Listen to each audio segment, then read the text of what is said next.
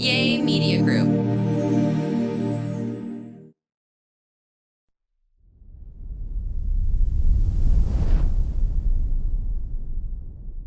Welcome to a brand new episode of the Fitish Podcast, fresh off of a short run where we felt very out of shape. Very short. A very short run. That's what's such a mindfuck about running is that you can run some days, well, like not at all and be out of shape, feel out of shape. It just always humbles you. And you can go run 8 or 9 miles and then you wait a week and you go on a run and Has no memory. I had run like half a mile and I was like, so I'm feeling not confident. My first half marathon is in 10 days. So yeah, it's the next weekend. And I really hope you and the Rems come and cheer me on. I just need to check my schedule. I But feel, think I feel a little. Saturday night? Yeah. Oh man, no, like tough. The worst part is actually that it is at 7 o'clock at night because I don't think I'm going to finish that in anything under like 2.5 hours, which puts Remy at like 9:30. Like if I was fast and had trained more, I might finish, well, not that much faster, like in 2 hours, you know. Some people are doing this in like an hour and a half, an hour and 20 minutes. It's crazy. People are so fast. Well, now you bought your fast shoes. Yeah, I got new carbon-plated Adidas. I did. I got some new shoes, but it's hard not to get sucked into the running pipeline a bit. We're not going to talk about running beyond, like, let me finish the half marathon. I'll never talk about it again. I'll never run again. She says. But yeah, it's hard not to. I mean, you want to have good equipment, but something that You want to have the best equipment. sometimes, no, I don't really care as much about some of the clothing and stuff. It's actually more just about like comfort. I mean, my vest is Amazon. There's way cooler, nicer vests on the market. But like, I'm not going to buy an expensive vest, you know? I mean, that fucking vest. I hate vests. Yeah. But the thing is that we're talking, it's like my cell phone, like my cell phone band. You're talking about something that has no performance value, you know? The vest? Well, Oh, of course it does. Is that one with a spoiler, like with a winglet in the back that cuts? No, but of course it helps performance. It's like a running belt. Like you need it for fuel, and it's about where, like, for me. But it doesn't contact. It doesn't have a contact with the floor. It doesn't have. I think everything you wear, shorts, you don't want something like rubbing up in your Well, what I'm lips. trying to say, like the sneakers are like a instrument.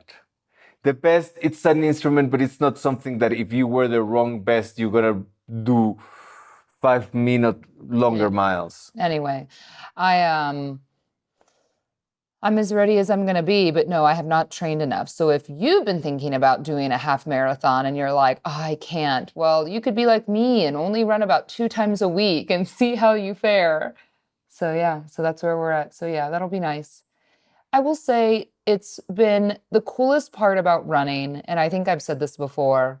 It's not even like, oh yeah, you sleep better and you feel a little less stressed. There's like lots of positives, right? But for me, it's been the opportunity to see so much of this beautiful city that it's made me just appreciate where we live, the opportunity we have to move here, especially with everything that's going on in the United States and how awful all of this immigration stuff is and just how sad. But to be so freely like accepted and be able to run freely somewhere and see all these beautiful sights, and people have been so kind, and that whole experience for me, I think, has been really great, you know, just to see this city and like enjoy it, because I don't walk enough and I don't get out enough. And so just to be able to see, you know, this place that you grew up, that we live now, that's home, because everything is so foreign to me and everything is so new and different. Yeah. It's just been so cool. I mean, in what city are you able to like go on a run from your home on a Sunday morning and have like the busiest street in the entire city? I mean, it would be almost like getting to Times Square in a way in New York and having it shut down like it was in Vanilla Sky. Yeah. Like, and he's running down the street. And I mean, there's more people, but it's kind of like that. And it's just so cool that, I don't know, I just don't know other cities. I mean, I've enjoyed running here more than I would in Texas in the summer, that's for sure. It's just crazy that I think they have been catching on to growth and what's happening in the city and the traction that is getting from other countries, because I think that was such a cool thing on a Sunday just to close Reforma for people to walk, bike, run I think that a lot of great cities have something like that. You notice, remember when, I mean, now it's gotten way too dangerous, I think, but they used to close 6th Street, or they closed 6th Street on the weekends at night in Austin, Texas, because it's just packed with Yeah. people and that kind of vibe, that's for the drinking culture. Yeah, so I think 6th Street and Reforma kind of correlates Yeah. a little for Well, sure. 6 it's close to the capital, Yeah, yeah, yeah. similar. It's Yeah, the for sure. capital city, Yeah. right? Yes. And I think we're starting to see a different aspect of tourism, like Yeah. what is with looking into where can we run best? That wasn't even in my filter, like in my mental filter of There's a funny video a lot of you have sent me this week, and I don't know if Francisco's seen it because he doesn't respond to any of my text messages ever. That of a guy going on a run in Mexico City, and when you try and run in Mexico, he's a local. When you try and run in Mexico City, but he's like starts to run and then he like sees a taco stand and then it's like with all the street food, and then he tries to run some more, but then he sees like a great michelada. And it is so true. It's so amazing when you go on a run here no. because you're like also surrounded by so many smells, so many smells that sometimes I feel like a dog. Do you feel that way ever? No. Dogs can smell like the profile of bacon. Like we smell bacon and they smell, do you know this? They smell like 100 elements of the bacon. How amazing. No I've wonder. also never had a conversation with a dog that deep. Yeah, I talk to them often. No. I know. And so, but I feel that way when we run in Mexico City because we'll go on a run and then there's, at first I'll smell like mango and then like a porta potty. And then I continue on a little bit and sometimes I get like hit in the face with like someone blowing out a vape or some tobacco out of the car. And then there's that designated section on Reforma across from the Ritz. Yeah. That's where people are like, even though marijuana is not federally legal here in Mexico, they have some designated areas in the city where it's totally allowed to smoke pot. And it always smells like pot under that tree where those mushrooms are. And so then you smell that, and then you continue running, and then you smell sometimes Chinese food. That always carries. I think we should go smoke there just to see what type of community we can build, like I bet you meet all sorts of like I don't trust like a designated pot smoking area in a city, in a country where marijuana is like prosecuted, I don't know if I trust like, come on, it's come not here. it's not Come ice. We bring don't your have weed. ice here. So That's what would happen to me here. Yeah, it will rightfully be so. like the profile for me, it's so deeply intriguing just because first is someone that smokes weed, but someone that smokes weed that Under a follows tree. the rules, that it's like, you know what? I feel like getting so fucking high. I'm gonna go to that designated place I'm gonna go to to that get under that tree that takes me like an fucked up. hour in Yeah, traffic to get yeah, to. yeah, yeah. But the smells of Mexico, as with any big city, I'm sure. So that is interesting when we go on a run. Sometimes yeah, it's a lot. It's a lot to take in. It's just like there is something about running in this city that you grew up and running through Yeah. these landmarks that is so cool. First of all, because I never thought I was about to run in my life without being chased. And second, because I lost hope of coming back, like I never thought. I always flirt in the back of my head that I was about to come back to Mexico City at some point in my life. I never thought that it was about to be this point. So it's How part. how do you feel being back? Oh, I have a lot of mixed feelings. Especially right now, I'm dealing with like all these governmental, like different transactions. It's challenging. I feel happy. I love this place. I love this place more than I love many places in the world. And it has a lot to offer, but it comes with a lot of challenges. Like, I think the being honest, the hardest, I mean, that we're always honest, so I hate that expression, but kind of diving into that a bit. And now I see it more after, living in Mexico for about a year. Exactly what you're saying. And I worry, like, how would I do some of these things without you? Now, of course, if you wanted to move here and you were in my shoes, and like, I only have a US passport. You can come, you can do that, you can be here. Sometimes you may have to put extra deposits down if you're actually renting apartments, depending on the neighborhood. But, there's obviously a lot of Americans, Europeans, Canadians, and stuff that have moved to Mexico City. But I've noticed with Francisco, because he's a dual citizen, and obviously how critical it is to have a bank account in the country that you're living in order to set up utilities. I would have really struggled with that because it's a real pain. I just tell myself, maybe because I'm not the one in the bank for 8 hours like you were the other day, but like I tell myself, I have empathy. Like, I'm thinking of you, when you're doing that. But I think that nowhere's perfect. And I think it's easy to romanticize if you've lived in the same city your entire life. And I've noticed people here have done it. Why would you ever leave the United States? Um, well, there's a lot of reasons, right? And I think that no city in the world, especially these days, is totally perfect. We get a lot of comments from people that are like, a small town in Texas is better than living in a big city. And I don't disagree with that either. I think it kind of depends on what you're looking for. There's many days I agree with that. Huh? I said there are many days I agree with that. Yeah. But Fran, you've been getting really frustrated lately because just kind of documentation and, like, let's say you need to get a new driver's license, that sort of thing. We know the DMV is a grind, but you can sometimes like renew online, or like you can sign up for internet online in the United States and put a credit card down. And you can do that here. Internet, not a bank account, not cell phone service. You can have, like, you don't have to see an AT&T store ever in your life if you do not desire to. Like, and here it's a most. You cannot get a cell phone line, like without going to the store.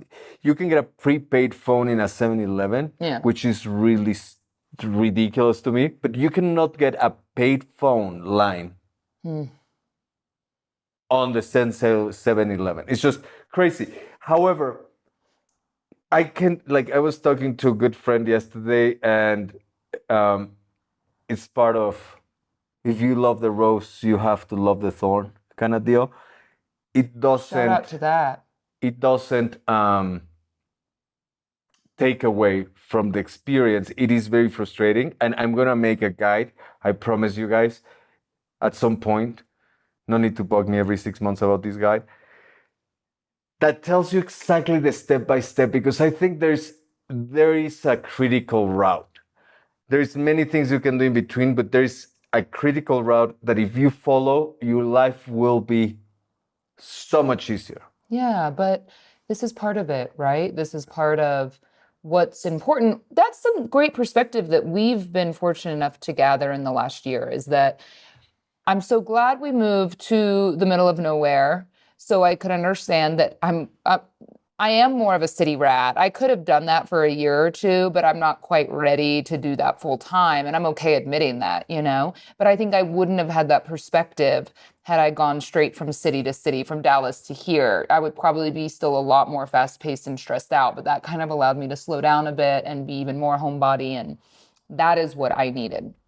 Not a desert rat. I need to stay in the, yeah. Well, no, I like the desert. I don't mind the bugs and the animals and the flora and the fauna. It was just more about the frustrations of, like, you think that's frustrating. Like, I actually found that to be so slow and frustrating. It would take me like 6 hours, or like coffee shop hopping, to upload our podcast because of the file size some weeks. And that feels frustrating to me, really frustrating, because it's an income source. And I also I like the energy of a city. I don't want to be in it all the time, but I like it. I like the proximity. I mean, we do live in it, but we kind of have this escape. So I think sometimes it's just I know you really miss that slowness of life, but I think I prefer slow homebody with Uber Eats, Correct. that modern convenience and like healthcare.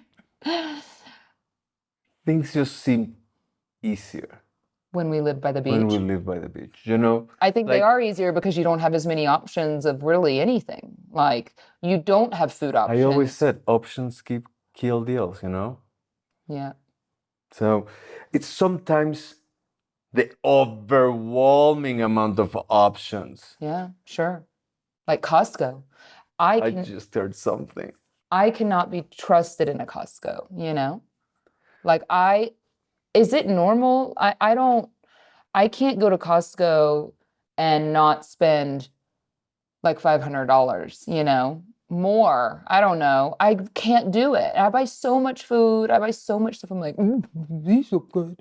These look good. I'm going to eat these You never. cannot make a meal with the $500. Like, yeah, I spend $500. Can't make a meal. Can't make a full balanced like meal. I think we need chicken for that one. We need beef for that one. We need pasta for that one. And then I'm in there and I'm like, ooh, giant Connect 4 set. Like a man laid this store out for sure. Like, what's the Splenda doing next to the Connect 4? Like, I'm not really sure. And I'm like, do you have Topo Chico? And they're like, yeah, here, like, why is it in two different spots? I think it might have been a man or a very, very smart woman. There were razors by the coffee, which, yeah. Of that store makes more sense than you would think. Oh, beat it, nerd. Like, I can't. Absolutely Like, not. you know, they put the chicken at the very end, so you go through the whole thing. They lose money on the chicken, but they make you go through the whole thing to, like, it's the chicken walk of shame. The chicken's in a fitting place, though. The chicken is where chicken should be. Like, some of the food back there makes sense. The chicken should be more in free. But, like, at the entry, when I'm just like, why, when I walk in that entry, it's just, like, just new stuff, you know? But it's all really, I don't know. Amazing. Yeah, Gets you all the time. For sure. But sometimes I'm like, where are those chocolate s'mores clusters or whatever? Remember? For another 3 times and then, because they took it off. You're right. And then all of a sudden, no. Yeah. We have no idea what you're talking about. Those aren't here. They're you know? not season. It's not season of Smurfs. Smurfs. Well, I am itching to go to Costco though. Oh. Why don't you? And like, you got to bring boxes or just take boxes from that back wall to load everything up in when you're done. And like, you take some stuff out of the cart, but then they prefer for you to leave a lot of items in the cart for them to scan. So it's like you take out I think that's a conversation for your therapist. What? You know, I don't know. It seems that like you had a bad experience in your 2 times that you've been in Costco. With the things I have to talk to the therapist about concerning you, I don't have the budget for my Costco issues. Maybe you should do like a cheaper tier therapy session. Yeah, for like an amateur. Yeah. Someone like that just came out of college. They don't have their medical license yet. Yeah. So for those of you that watch the YouTube, I know the majority of you do not watch this on YouTube. And I look like shit right now, so you are not missing out. Please don't. But I'm drinking a suero. I've told you so many times about this. I do not know why this hasn't hit it big in the United States yet. Like, it hasn't. Well, you know, the michelada took a minute. Michelada, I guess so. Why has that been around here forever and ever? It has been around longer than I have been around. Since you were drinking it out of a bottle? Like, yeah. The topo. Out of a teat. Out of a... I can't wait to show your mom this clip. Yeah. Yeah, that was your first michelada. Yeah, she was in the michelada. Yeah. No, but topo, a suerto is literally just sparkling water, a full lime, I think is the trick, and like a generous amount of salt, but not really table salt. You have to be more generous with the lime than with the salt. Yeah. For sure. I used to not really like as much salt, but now that I'm running and I kind of need the balance, but I squeezed the full lime. Yeah, I need the balance, the electrolytes, but I squeezed the full lime and the salt in a measuring cup, and then I poured it into the Topo Chico bottle that had been really crispy and nice. But it is such a great summer drink. You can add alcohol, obviously, if you prefer, which would basically make it a ranch water, right? Yeah. With some salt, I guess. But I hear him, he's coming. I know. It's evening right now as we're recording this, but we're hiding from Remy, but I hear his stomping. He's going to come in here, right? Yeah, if we don't hurry up. I'm scared of him right now. What's the next subject? Yeah, so I'm a little scared of Remy before he comes in here. I'm scared. Yeah, we've been butting heads a bit lately. I thought our trip to Dallas would bond us more than it has, and sometimes just the sight of me has him like wailing, like, go away. It's like, okay. Uh-oh. The teacher recommended that that's an additional therapy I need to go to. Is a therapist that deals more with just like parental relationships, to help you like set boundaries and decide, am I being a good mom by saying no, get off the table, or should I just let it ride? I was like, I'm not gonna let it ride. I already know that, but he gets really upset with me when I discipline him about anything, Yeah. He is so frustrated with me. I think he gets very frustrated with anybody disciplines him. Yeah, I think I get very frustrated with anybody discipline me. But do you know what he doesn't say to you that he says to me? I said to him the other day, just, oh, Remy, come on. Like I was trying to get a shirt on, and he went, eh. And he went, I do so many things for you because I've said that to him in the past. He's never said that. He like spits in my face and he was like, and I was like, okay, tell me why you're mad. I start with the gentle technique. I go, Remy, tell me why you're mad. You have great words. You know so many words. Use your words. He goes, I'm so mad. I'm so frustrated. Why are you frustrated, my love? Tell mama. He was like, because I do so many things for you. Like, he can't verbalize why he's frustrated with me, so I can't really figure it out. But he definitely tends to get like way more short fused and frustrated with me more quickly than he does with you. Of course, he gets mad, and I'm sure that it's normal, but I would just love to ride like a blissful wave for a bit longer than I'm ever The afforded. thing is that I think he gets very frustrated, like very frustrated. I like one thing I've learned out of all the studies I've done, which are not very many. Studies, that's what you're calling it? No, like when I have gone to study, like negotiation or anything. Like It's- Google? No, like going to. Chat? No, I did like here, Tec de Monterrey, like actual going to school. a college. Like, Okay. is that nothing good is going to ever happen by reminding people what you've done for them when you're asking them to do something for I you. don't give a fuck, Fran. You're right, but I'm not trying to get something good out of it. Our child needs to know sometimes. He knows. And it's also not like perfect. I You know what I know. mean? It's not the perfect response, but it's better than being like, you little shit, beat it, go to your room, bend over. What would you I'm want him gonna to bend spank over? you. Oh. I mean, it's better than all of those other options. Every now and then I'm like, hey, but it's even this morning, he came out and was just poo-pooing on me, and I like made him gourmet breakfast, smoothie, with chia seeds and oats, He fresh drank it, fruit. Yeah, smoothie, eggs, full spread, got colors out on the table for him, was just like, hey, good morning, no phone, was ready to sit, full attention, play with him. That's what I got. Go away. I don't want to be with you. So you know what I did? I went away. But sometimes you say things like, I made you this food, or he's playing with a toy.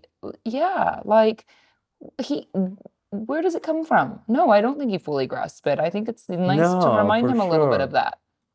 I don't know, but I think you like you have to understand that he gets that frustrated with everybody. Like anybody that is trying to mend his No, I way. do not agree with you on this. I do not think he gets equally as frustrated, maybe sometimes with you, but not with everybody. And you see it. Well, not for everybody. You see him with me. But beyond that, then I find myself like in bed this morning. I didn't even go to school with you and him because I was like that's literally what I was. It was just like he was being so mean to me. I was like, I'm not going to go. He told me he didn't want me to go. So I just walked off. That's when I chose to ignore. No response. But then I'm Googling on my phone, like, when is toddler leg pain something more serious? Because his legs, like, it scares me, and I know that it's like probably okay and normal, but I know he's just having growing pains or something. But, so then I'm like dejected, rejected, lying in bed, trying to avoid sad TikToks that then are like, and then I'm like Googling things about his leg pain, and then I'm like, he doesn't even want to be with me. And here I am, I'm just so worried about him, I know that's normal, but I feel like it's usually, isn't it like the other way around? I feel like it's often where like the kids like want nothing. Like boys, I thought were supposed to be like, love mama, and girls would do that with their dads, but I'm gonna have another, which I can never say to him People are again. People are making it seem that it's so easy to have the second one, you know. We have two friends here, some of our new friends. One just gave birth a couple weeks earlier than planned, and another one here like in the next few weeks. And she said her first cesarean in pregnancy was just so difficult and like really hard recovery. And she just like had this other kid, and she said she's feeling amazing. Like it's been a week and she had a cesarean again. And she said it's been a great experience. I was like, well, that's very And encouraging. we have, like in this new group of friends, we have mostly people in their mid 30s to late 20s. Well, Younger, yeah, that's what I was gonna say. so these are actually people that are our age. So Are they our age? yeah, I think. Is anyone? Yes, I think there's a couple people. Like the people that have older kids that have their youngest in in our class, that's the people that are our age. I don't regret it though, and I think it would have been the same in Texas, if more, like I know. No, in Texas, we would be like with 25-year-olds. So it is what it is. I think that's going to be the case in most cities, aside from uber liberal cities, like if we were to live in Los Angeles or live in New York City, where people are just so like career oriented and single for such a long time. I think that's where you start to encounter more parents that are like quite a bit older when they're first starting, but I don't care. It's fine. I mean, it's not like any of us have the bandwidth to go party, I think that's where you start to notice sometimes like an age difference sometimes is like on vacation or just socially hanging out, right? Yeah. But when we're at school and you have kids in common, and you're doing play dates and stuff, I think that it's fine. 100%. What are you staring at? I have something on my face. No, I was just admiring your beauty. That's it. You were like locked in on a Yes, it's portion like, of my wow, you're face. so symmetrical. Really? Yeah. That's what you were thinking? Yeah. Well, when you become an artist, things shift, you start seeing the aesthetic into everything. Fran, we didn't have time to talk about I don't it think on we this have week's time show. to talk about this. We don't. It's actually we don't. We didn't have time last week either. But yeah, so your life perspective changes, the way that you see the world. When you decide to become an artist? No. When the artist in you decides to come out. Stops hiding within this professional, clean-cut gaze. Imagine going to a formal dinner, as we did a few episodes ago when you saw us all dressed in our like almost black tie attire. Quite the departure from right now. You remember we went to that, and imagine sitting there meeting one of your husband partner's friends that you've never met before, and this friend said one of the first things they say to you is just like, wow, are you so excited for Francisco? And you say, yeah, of course I am, because I'm a supportive wife, like, yeah. About what? Yeah. And he was like, but he's decided to become an artist. But this was dead serious. And, and of course me, I'm just like, oh, like, really glad that my own partner didn't have this conversation with me first. Also, like planning my exit strategy, like that he's going to rely on his art now after no formal training and no school on art. It'd be one thing if you went to school for it and you're like, I've decided to be a struggling artist. So of course I'm having all these thoughts as I sit at the dinner table. You know that our former president, George Bush, he paints. He doesn't dedicate his entire life to painting, but he's an artist. But enough. We'll talk about it in the next. He painted as like a stress relieving hobby. Correct. He makes money from the government. Correct. So that doesn't mean that he gives up one career for another. But art isn't his career. Correct. So what does that have anything to do with the story I just told? When your friend said you've decided to be an artist, like that's like what you're gonna do now. And he's a master developer, and he's also an artist. Like we can be many things. Is he a dad with a family to also help take care of? He doesn't know. Oh. He might as well could be, So, on that note, we will fill you in on Fran's artistic endeavors on the next episode if we have time for it. Yeah, we'll get to it next week. We'll see you. Sounds good. Bye.